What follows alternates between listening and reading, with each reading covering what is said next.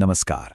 आज हम एक कहानी देखने वाले हैं जो ऊपर से तो बहुत सीधी साधी लगती है, पर अंदर से उतनी ही उलझी हुई और कह सकते हैं डार्क है। ये कहानी है एक ईमानदार छोले कुलचे वाले की, या शायद है ही नहीं। जरा ये लाइन सुनिए। सोमू नहीं, विक्रम, स्पेशल फोर्स एजेंट। बस ये एक लाइन, कहानी के क्लाइमैक्स की ये एक लाइन सब कुछ बदल कर रख देती है।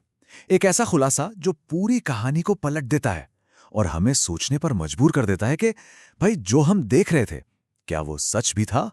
तो सवाल यही उठता है ना? एक मामूली सा छोले कुलचे बेचने वाला एक जासूस कैसे बन गया? इस पहेली को सुलझाने के लिए चलिए कहानी की एकदम शुरुआत में चलते हैं और उन सुरागों को एक एक करके जोड़ते हैं जिन्हें शायद हमने पहली बार में देखा ही नहीं। तो कहानी शुरू होती है शामनीर गांव से। यहाँ एंट्री होती है सोमू की, एक बड़ा ही चार्मिंग सा छोले कुलचे वाला जिसका मकसद बस इतना है कि अपना बिजनेस शुरू कर सके। अपनी साइकिल पर आता है, जोर जोर से आवाज लगाता है और अपने स्वादिष्ट छोले कुलचे से सबको ललचाता है। अब सोमू कह सकते हैं काफी स्मार्ट है। उसे पता है कि किसी का भी दिल जीतना हो तो रास्ता बच्चों से होकर जाता है। तो जब कोई ग्राहक नहीं होता, वो बच्चों को फ्री में छोले कुलचे खिलाना शुरू कर देता है। और उसकी ये स्ट्रैटेजी कमाल का काम करती है। बच्चे अपने पेरेंट्स को खींच कर ले आते हैं और जब वो सोमू के हाथ का खाना चखते हैं तो बस उसकी तारीफों के पुल बांध देते हैं। और बस ऐसे ही वो देखते ही देखते पूरे गांव का भरोसा जीत लेता है। और यहीं से कहानी में एक नया ट्विस्ट आता है। एक गांव वाला सोमू को सलाह देता है कि वो गांव के सबसे बड़े वकील अनिल चौधरी के घर जाए। सोचता है कि वहां अच्छे ग्राहक मिलेंगे। तो सोमू पहुंच जाता है उस आलीशान बंगले पर और वहां उसकी पहली मुलाकात होती है वकील साहब की बेटी उर्मिला से। और बस यहीं से एक लव स्टोरी की शुरुआत हो जाती है। उर्मिला सोमू के कुलचे खाकर इतनी इंप्रेस हो जाती है कि पूछ बैठती है, इसमें ऐसा क्या अनोखा डाला है?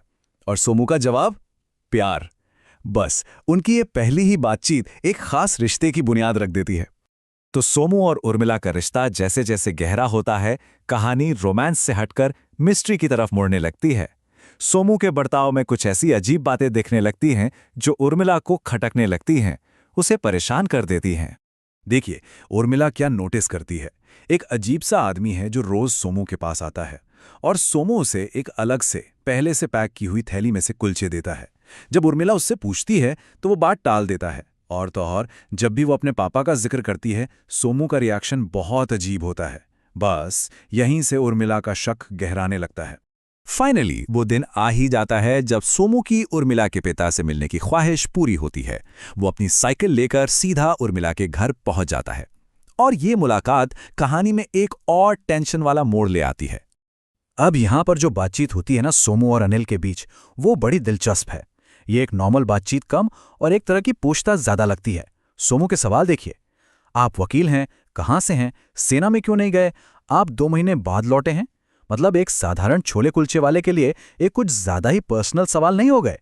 इसके बाद एक और अजीब घटना होती है और उर्मिला का जो शक था वो अब यकीन में बदलने लगता है।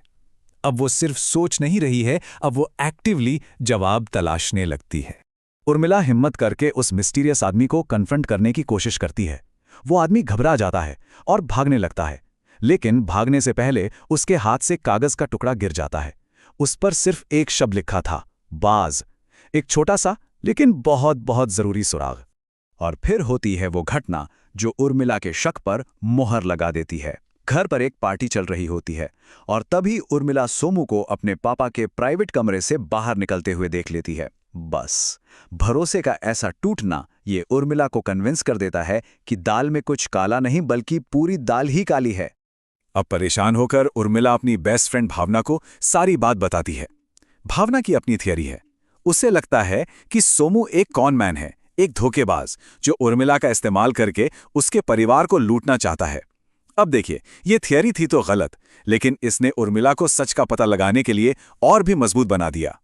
तो उर्मिला और भावना मिलकर एक बहुत ही रिस्की प्लान बनाती हैं। वो फैसला करती हैं कि रात में सोमू के घर में घुसेंगी और तलाशी लेंगी। और मामला कितना सीरियस है इसका अंदाजा इसी बात से लगा लीजिए कि भावना अपनी सेफ्टी के लिए अपने पापा की लाइसेंसी पिस्तौल भी साथ ले आती है।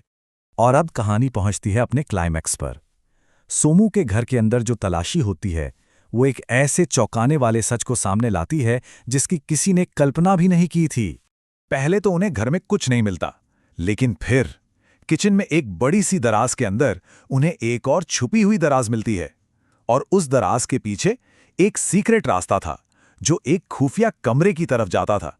उस कमरे के अंदर जो था उसे देखकर उर्मिला के तो होश ही उड़ जाते हैं। सोमू की असली पहचान उसके सामने थी। वो कोई छोले कुलचे वाला नहीं, बल्कि स्पेशल फोर्स का एजेंट विक्रम था, जो एक टॉप सीक्रेट मिशन पर था।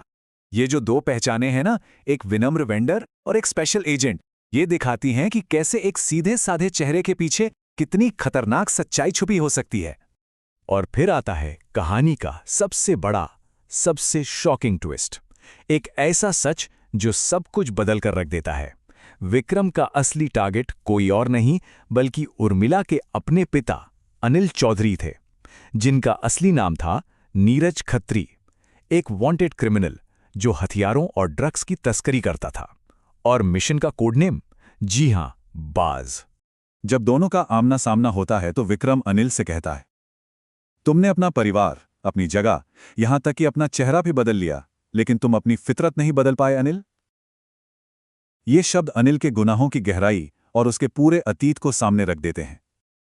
उसने एक नई जिंदगी जीने की कोशिश तो की, पर अपने पास्ट से भाग नहीं सका।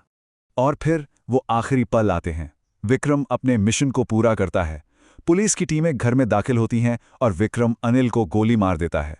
उसे सीधे एनकाउंटर के ही ऑर्डर्स मिले थे। कहानी का जो अंत है वो बहुत ही ट्रैजिक है। एक तरफ एक खतरनाक अपराधी का खात्मा होता है, लेकिन दूसरी तरफ उर्मिला है जो एक अंधेरे कमरे में अकेली रोती रह जाती है। उसकी पूरी दुनिया एक पल में बिखर चुकी थी। उसका प्यार एक फरेब था, और जिस पिता को वो इतना मानती थी वो एक मुजरिम निकला। तो ये कहानी हमें एक बहुत बड़े सवाल के साथ छोड़ जाती है। इंसाफ तो हुआ, पर उसकी कीमत क्या थी? क्या एक बड़े मकसद के लिए किसी के भरोसे और जज्बातों के साथ खेलना सही है? आखिर न्याय की असली कीमत होती क्या है और इसे चुकाता कौन है?